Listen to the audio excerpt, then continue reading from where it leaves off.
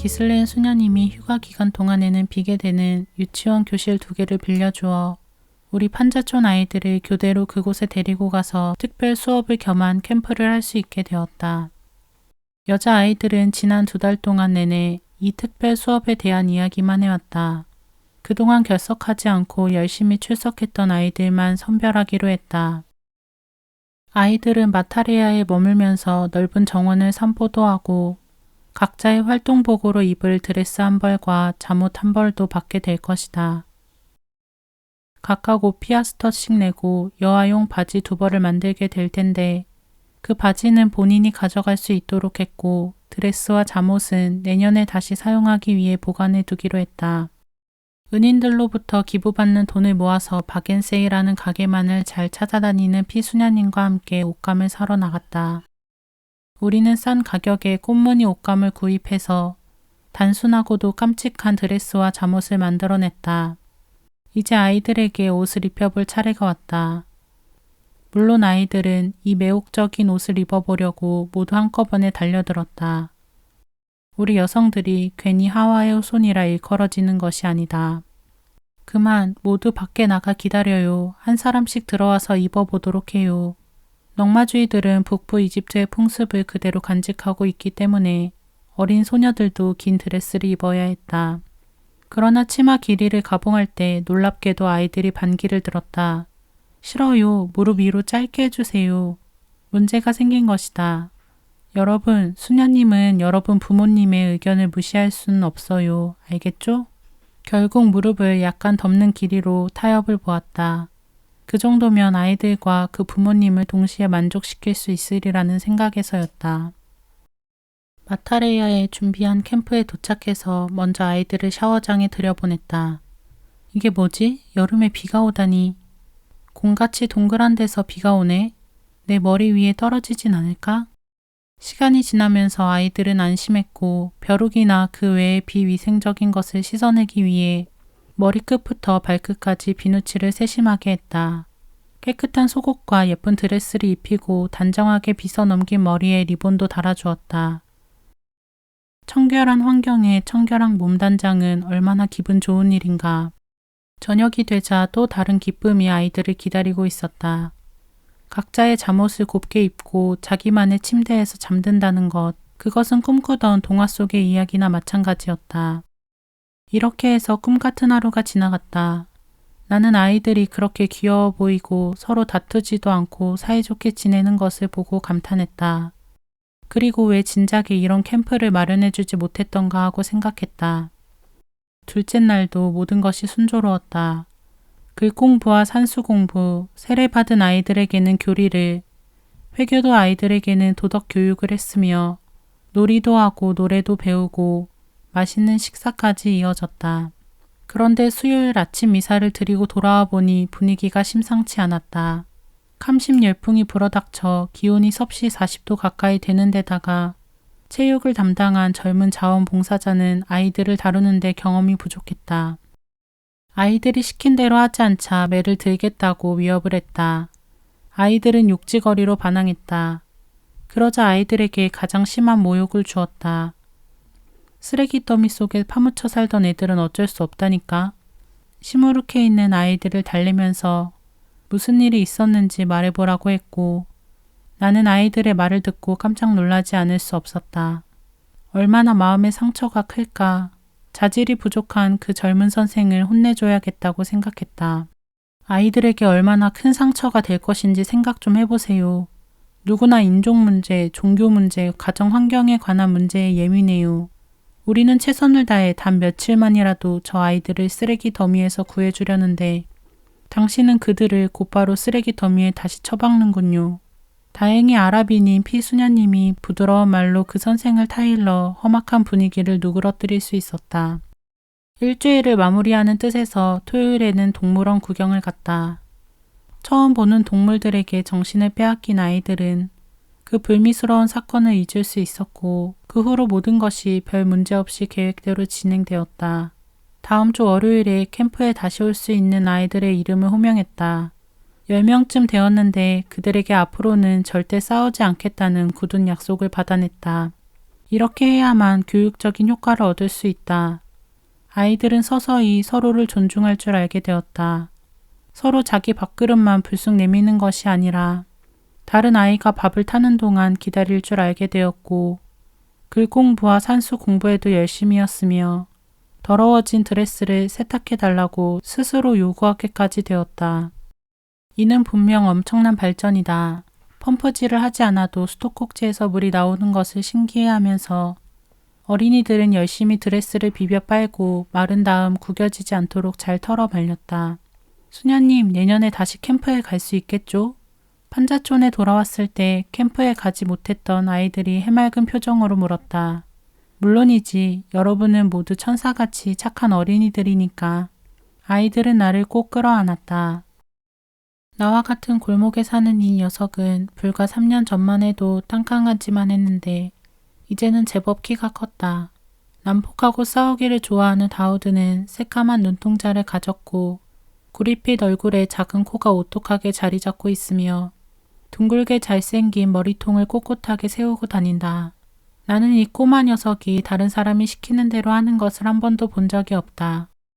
어머니나 아버지가 다우드하고 부르기가 무섭게 있는 힘을 다해 도망가는 것이다. 어쩌다가 누가 녀석을 붙잡기라도 하면 그 특이한 성격대로 고래고래 고함을 치며 어린 꼬마로서는 놀랄 만큼 사납게 몸부림을 치는 것이었다. 다우드가 6살이 되던 해에 나는 녀석을 국민학교에 입학시키기 위해 그의 부모님과 긴긴 대화를 했었다. 일단 부모님을 설득하고 나서 곧바로 다우드를 잡으러 나섰다. 녀석을 잡기란 그렇게 쉬운 일이 아니었다. 그에게 접근할 수 있는 유일한 기회는 뭔가 열심히 먹고 있을 때뿐이었다.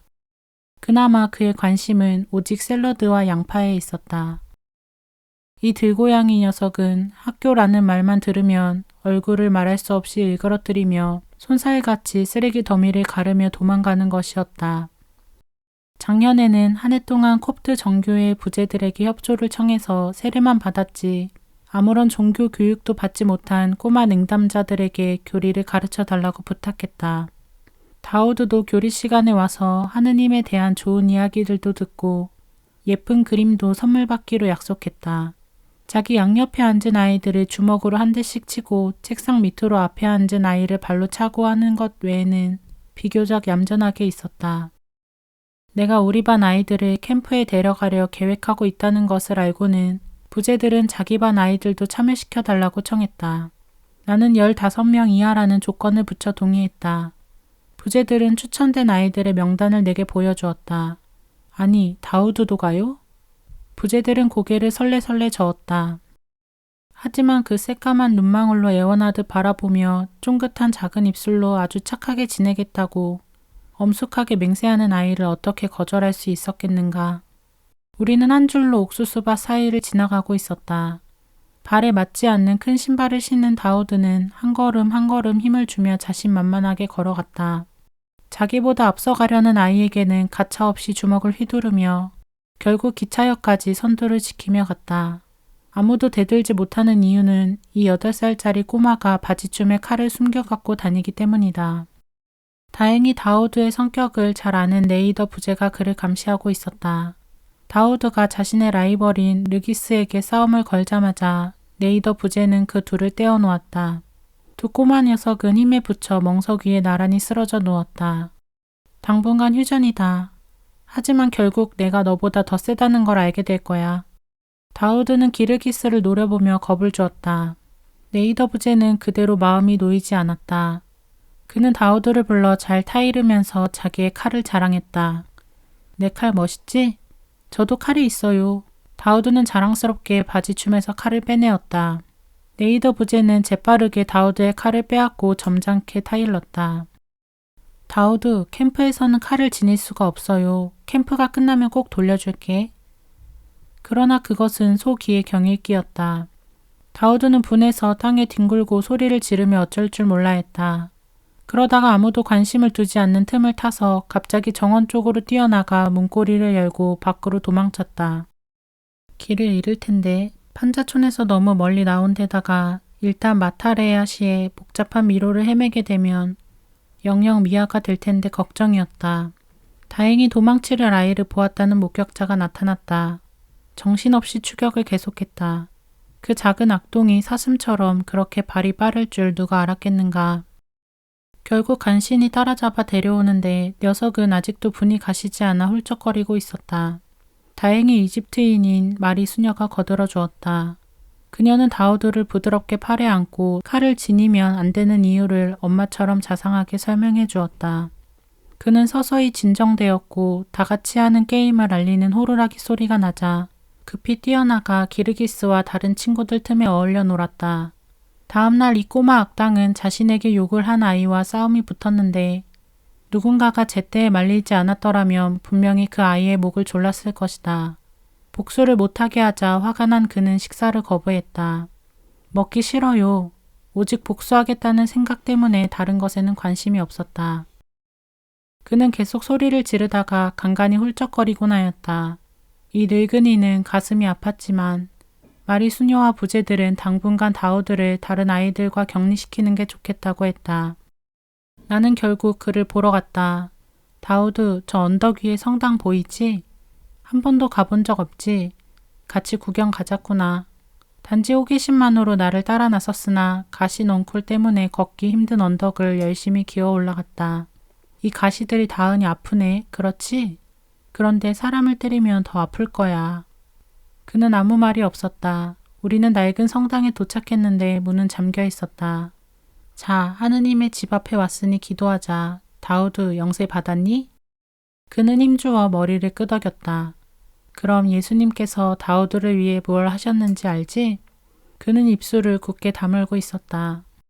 그분은 십자가를 짊어지셨고 우리가 서로 사랑하기를 원하셨어.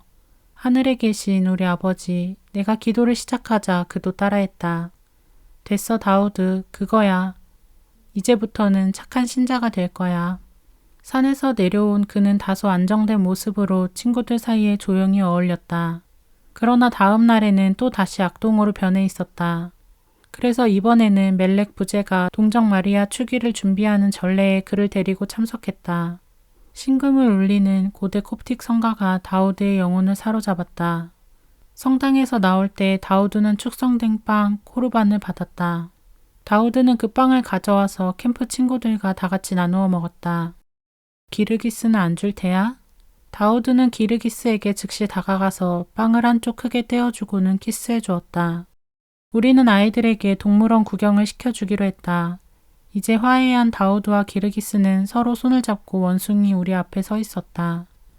원숭이 2마리 중 힘이 센 순놈이 우리가 던져주는 땅콩을 재빠르게 먼저 잡아채고는 다른 놈이 접근하지 못하도록 소리 지르며 위협하고 있었다. 앞놈이 우네요. 다우드가 말했다. 그래, 저 녀석 나쁘지 다우드? 내가 그 기회에 지적했다. 자기 혼자 다 먹겠다고 저러는구나. 동물원에서 나왔을 때 내 주머니에는 땅콩이 아직 남아있었다. 자, 다우드, 이거 다 가져. 하지만 그 원숭이처럼 하면 안 돼요. 나일강을 건너기 위해 배를 기다리느라 모두 앉아 있었는데 다우드가 주머니에서 땅콩을 꺼냈다. 그는 먼저 땅콩을 하나 입에 넣었다. 그 다음에는 어쩌나 지켜보았다. 그는 다른 아이들에게 모두 하나씩 나누어 주고 기르기스에게는 2개를 쥐어주었다. 그늘에서도 30도가 될 정도로 지독히 더운 날씨 때문에 캠프로 돌아오는 길에 모두들 기운이 빠졌다. 아이들을 한 조에 5명씩 나누었는데 다우드는 조장으로 뽑혔다. 우리는 설탕 주스를 파는 가게로 들어갔다. 다우드, 다른 아이들에게 먼저 나누어 주고 나서 마셔야 해요. 웨이터가 4잔을 가져왔다. 다우드는 무척 목이 말랐다. 첫 잔을 받자마자 주스에 입술을 살짝 댔다. 그렇지만 곧 자신이 조장임을 기억하고는 다른 아이에게 건네주고 나머지 3잔도 나누어 주었다. 웨이터가 일손이 바빠서 잠깐 후에야 나머지 1잔을 가져왔다. 아직 주스를 마시지 못한 사람 있어요? 다우드가 손을 들자 한 친구가 소리쳤다. 아니야, 넌 아까 조금 마셨잖아. 다우드는 입술을 깨물고 머리를 숙인 채 아무 말도 하지 않았다. 눈물을 글썽거리면서도 아무런 변명을 하지 않았다. 자, 다우드, 내 거야. 다우드는 컵을 받아 쥐기가 무섭게 주스를 단숨에 마셔버렸다. 열심한 콥트 신자들은 복 대신 동정녀 축제일을 앞두고 단식하기 때문에 우리 부제님은 식사에 고기, 우유 또는 치즈 등이 들어가지 않도록 주의를 기울였다. 그러나 어린이들의 식사에는 부족한 것이 없도록 각별한 주의를 기울이고 있었다. 캠프 마지막 날에는 모두들 성당에 가서 주님께 이웃을 사랑하고 부모님을 공경할 것을 약속하는 끝 기도를 올렸다. 며칠 뒤에 부제님을 다시 만나게 되었다. 방금 판자촌에 다녀오는 길인데요. 아주 큰 변화가 있더군요. 다우드가 그 이후로 한 번도 싸운 적이 없고 친구들에게 욕도 하지 않았답니다. 다우드는 어머니에게도 축제일 전에는 단식을 해야 하고 내일 주일에는 성당에 가야 해요 라고 말했다는 거예요. 다우드는 방금 친구들과 미사 드리러 갔어요. 하루는 나의 어린 학생 중 하나가 자기 언니에 대해 이야기를 들려주었다. 그 당시 이 가족은 이집트 북부의 아시우트 근처에 살고 있었다. 그 마을은 대부분이 그리스도교 신자들이었지만 회교도 가정도 몇 있었다고 한다. 하루는 아버지가 자신의 큰딸이 어떤 회교도 청년과 만나고 있다는 것을 알게 되었다. 아버지는 딸을 불러 세우고는 소리쳤다. 그게 사실이냐? 네, 그를 사랑해요. 우리는 결혼을 약속했어요. 그 처녀는 당당하게 말했다. 아버지는 그녀가 피투성이가 되어 쓰러질 때까지 채찍으로 치고 주먹으로 온몸을 때렸다. 그러고는 발로 걷어차며 말했다. 나쁜 년, 어디 이래도 회교도를 사랑하는지 두고 보자. 그러나 이 현대판 줄리엣의 마음을 꺾을 수는 없었다. 그녀는 계속 그녀의 회교도 로미오 청년을 만났던 것이다.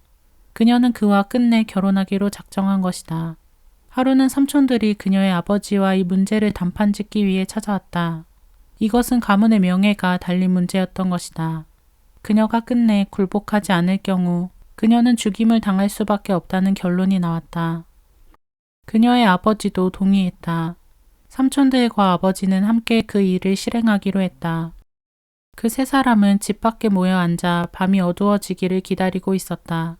작은 흙집 안에서 가족들은 모두 잠들어 있었다. 그들은 누라의 잠자리에 조용히 들어가 협박했다. 그 녀석을 단념하겠다고 맹세해라. 그들은 낮은 소리로 윽박질렀다. 못해요. 그러면 죽어야지. 그녀도 알고 있었지만 그 회교도 청년과 살 수 없다면 죽음을 택하겠다고 다짐한 것이다. 그들은 그녀를 담요로 덮어 질식시키려 했다. 단념하겠는가? 못해요. 숨막힌 목소리가 새어나왔다. 그들은 그녀의 입 안에다 천을 구겨 넣었다. 단념하겠는가? 못해요. 그녀는 힘없이 고개를 저었다. 그들은 한동안 그대로 누르고 있다가 손을 놓았다. 그녀의 몸은 차갑게 식어 있었다. 그녀의 이름은 누라 빛이었다. 빛은 꺼지고 그들의 명예는 회복되었다. 어느 토요일 저녁 마타레아에 있는 아파트에 돌아오자마자 마리가 나를 찾아왔다. 수녀님, 어서 함께 가셔서 3일하더러 어머니와 화해하라고 설득해주세요. 수녀님 말은 들을지도 몰라요. 나는 마리를 따라 그녀의 작은 아파트에 들어섰다. 안녕 3일아? 어떻게 지냈어? 잘 지냈어요. 어머니와는 말도 안 하고 지낸다면서? 그녀는 창피한지 잠시 아무 말이 없었다. 그러더니 우리 언니 때문이에요 라고 하는 것이었다. 어째서? 언니가 엄마를 졸라서 40파운드짜리 팔찌를 샀다고요. 그래서 돈이 다 떨어졌어요.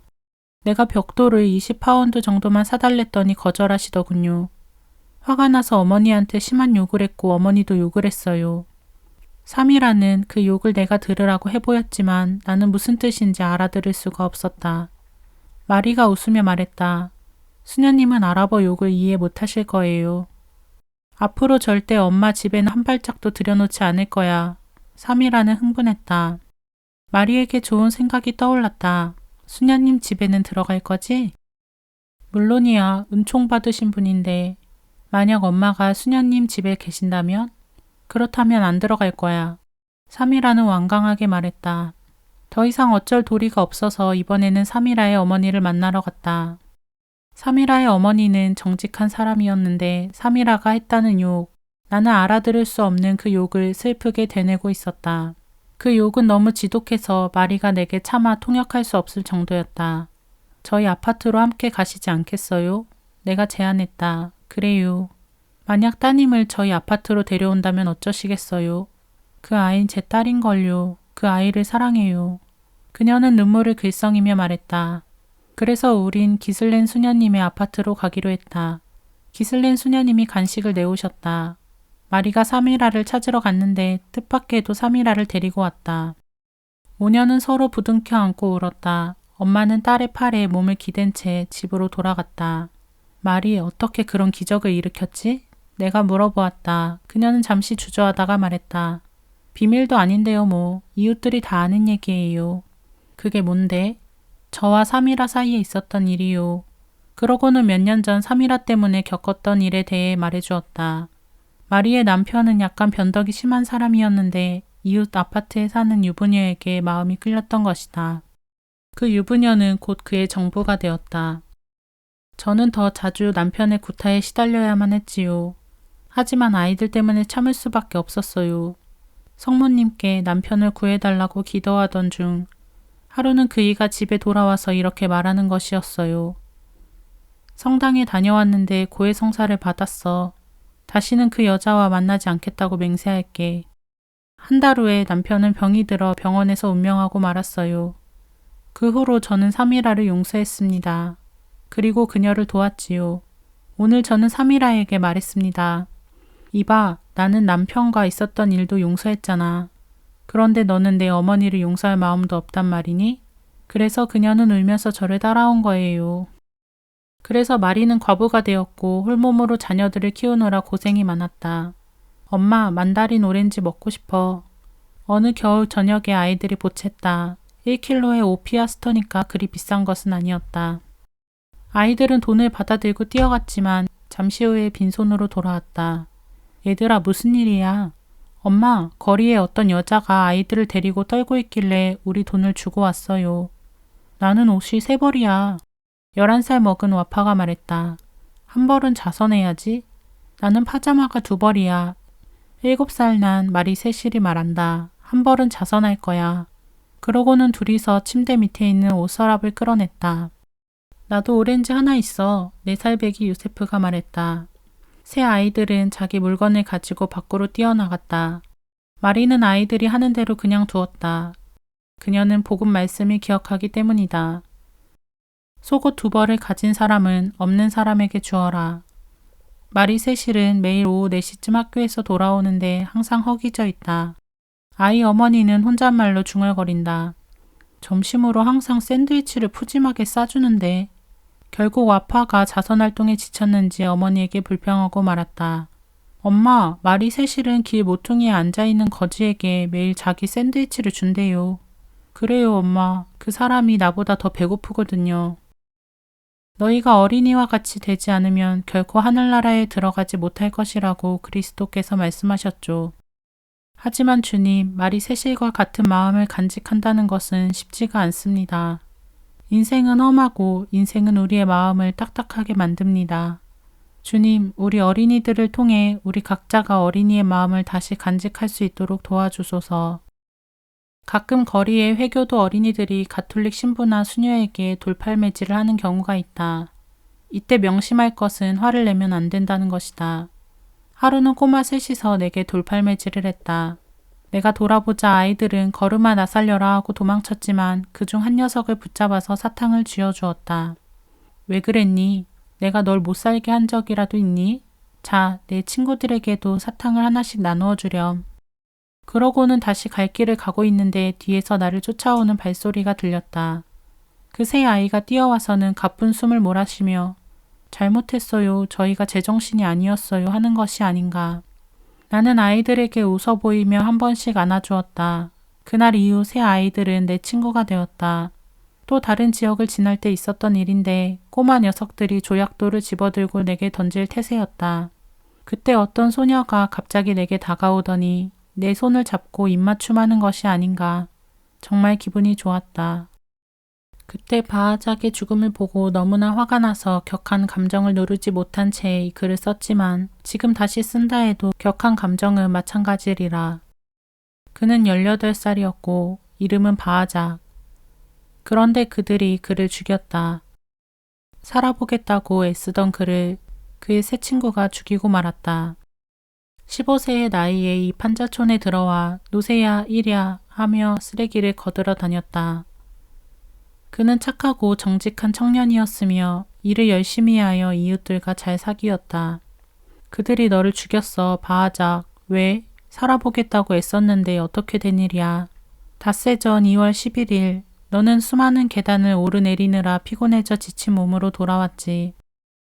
그날 저녁에 너의 새 친구가 제안했지. 술 마시러 카페에 가자. 사실 피로를 풀기 위해 마땅히 갈 곳도 없었지. 너의 헛간도 다른 집들과 마찬가지로 녹슨 깡통으로 만들어졌지. 창문조차 없는 집. 너는 그 안에서 새 친구와 함께 잠자곤 했지. 그래, 가자. 너희들은 함께 탁자에 둘러앉아 카드게임을 하며 술을 마셨지. 게임은 밤 12시까지 계속되었지. 운이 없게도 바하작 내가 이기고 말았어. 내가 땄다. 50피아스터 내놓으시지. 뭐? 50피아스터? 그만한 돈이면 이틀 노동의 수입이지. 친구들은 화가 나서 부들부들 치를 떨었지. 못 내놓는다 이 도둑놈아. 욕설을 해대기 시작했어. 바하작 조심해. 술은 피를 부른다네. 하지만 너는 돈을 꼭 받겠다고 했어. 연로하신 아버님께 뭘 해드리려 한 걸까? 아니면 술을 더 마시려고? 이젠 아무도 알 수 없을 거야. 결국 친구들은 증오스러운 눈빛으로 너에게 잔돈을 내팽개쳤어.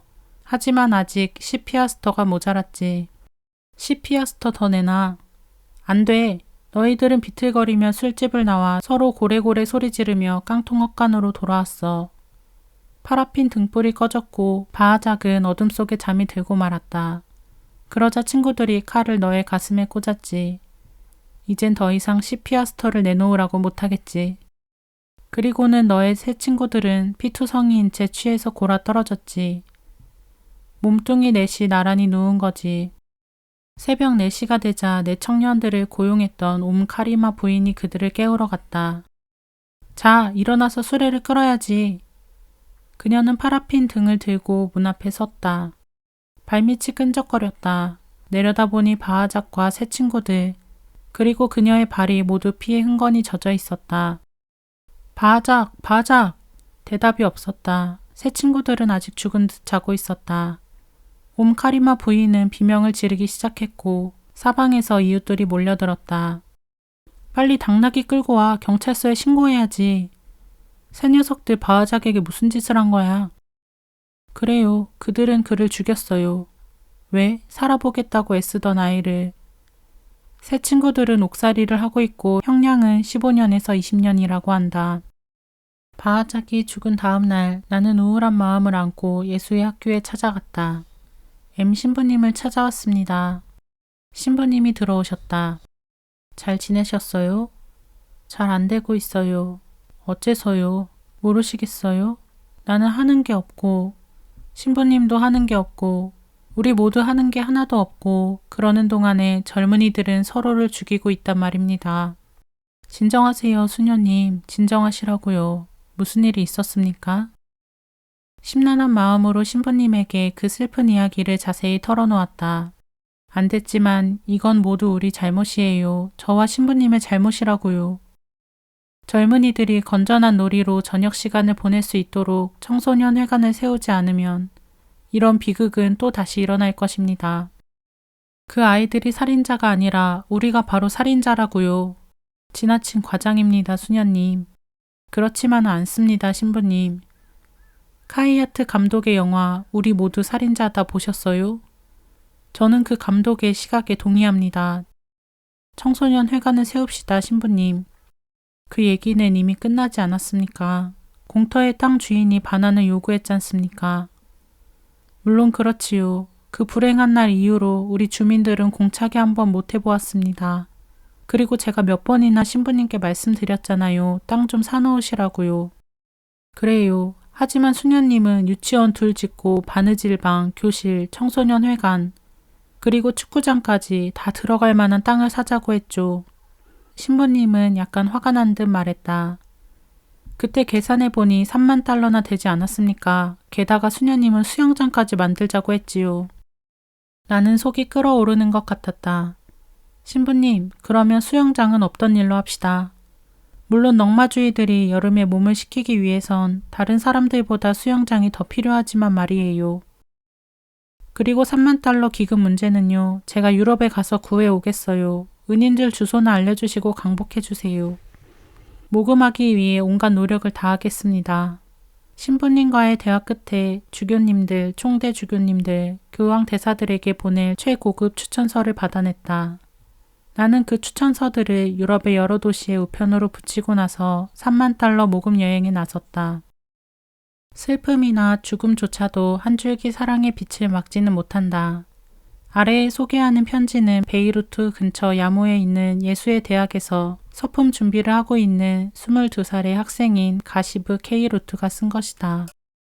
그는 가족과 함께 성탄절을 지내기 위해 1975년 12월 20일에 그곳을 떠나 마로니트 기독교인들과 메트알리 회교도들이 함께 거주하는 나브아 마을의 고향집으로 향했다. 고향으로 가는 길에 그는 바알백 근처의 폐허에서 살해되었다. 그는 떠나면서 그의 방에 편지 봉투를 하나 남겼다. 지금 내가 유서를 쓰고 있지만 사실은 누구나 나와 같은 처지에 있는 것이다. 지금은 모든 레바논 사람 또는 레바논에 살고 있는 사람이라면 누구나 위험에 노출되어 있다. 나는 그 중에 한 사람으로서 고향 마을 나부로 가는 길목에서 납치되어 살해당하는 내 모습을 예견하고 있다. 그리고 이 예감이 사실이 될 경우를 대비해서 내 가족과 고향 사람들 그리고 조국에 이 유서를 남긴다. 나의 어머니와 노이들에게 확신을 가지고 말합니다. 슬퍼하지 마십시오. 눈물을 보이거나 애통해하지 마십시오. 우리의 이별이란 아무리 길게 느껴진다 해도 사실은 잠깐입니다. 그곳에서 우리는 참된 기쁨을 누릴 것입니다. 두려워 마십시오. 자비로우신 하느님께서 우리 모두를 하나 되게 모으실 것입니다. 제가 바라는 것은 단 한 가지, 나를 죽인 자들을 마음으로부터 용서하십시오. 그리고 비록 죄인의 죽음이지만 저의 피 흘림으로써 그리고 죽음을 당한 모든 희생자들의 피 흘림으로써 우리의 희생이 평화와 사랑 그리고 상호 이해를 회복할 수 있는 대가로 바쳐지기를 바랍니다. 나의 죽음으로 사람들이 사랑을 되찾게 되기를 빕니다. 하느님께서 어머님과 누이들을 보살펴 주시고 인도해 주시길 빕니다.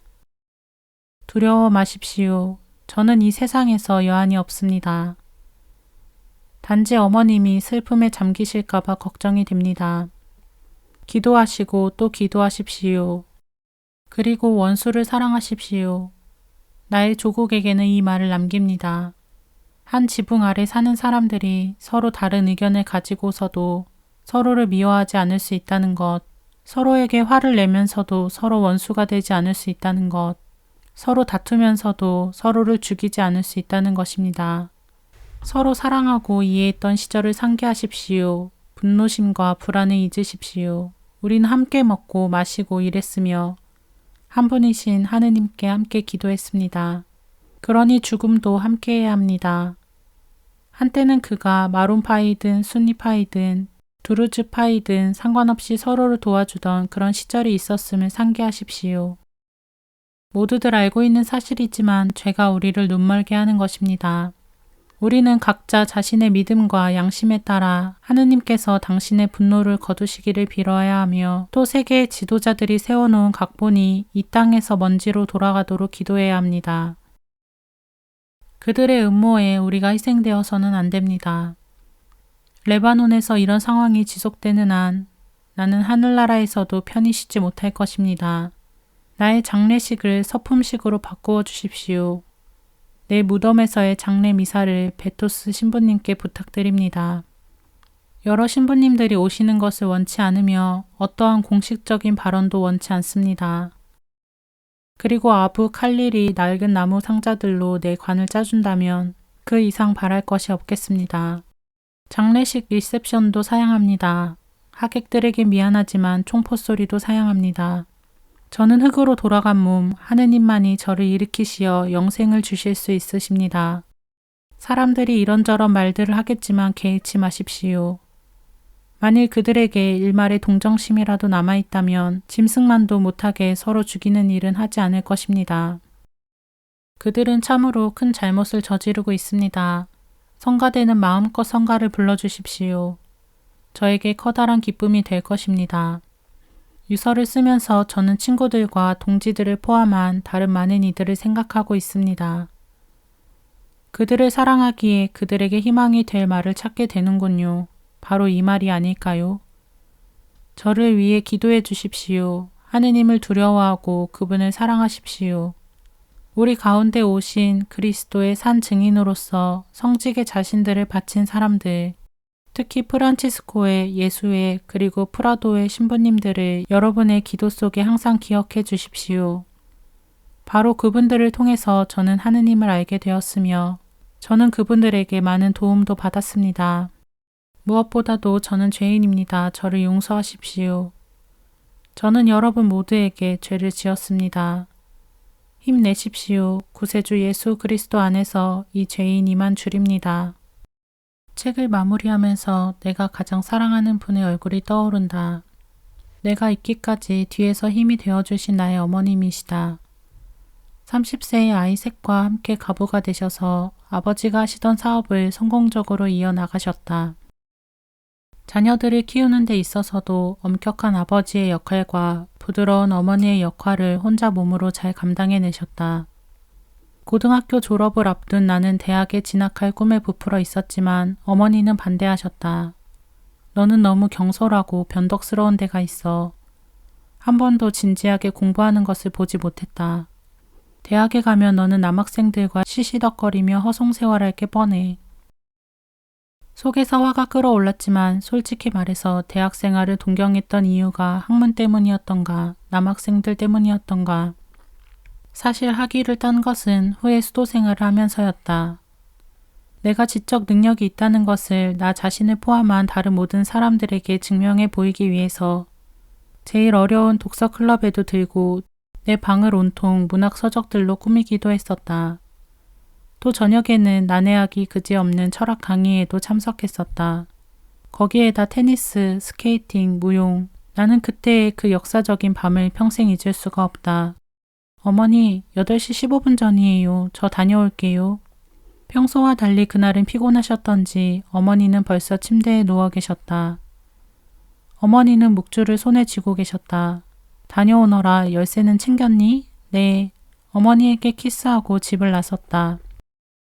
그런데 왠지 대학교 쪽으로 발길이 닿지 않았다. 마귀에 홀렸었나 보다. 도대체 어떤 모험에 눈이 어두워졌던 걸까? 힘없이 천천히 걷고 있는데 어떤 사람이 내게 다가왔다.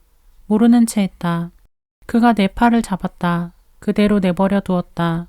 그가 무슨 말을 걸어왔는지 기억나지 않지만 이 말은 기억난다. 착실한 여자 같은데 이 밤에 왜 그렇게 천천히 걷고 있는 거요? 모든 의지력을 상실한 채 헤어나올 수 없는 깊은 심연 속으로 빠져든 기분이었다. 나는 그 자리에서 이야기를 지어냈다. 제 약혼자와 헤어졌어요. 약혼자와 헤어졌다고? 그렇다면 거기서 다시 시작하면 되겠군.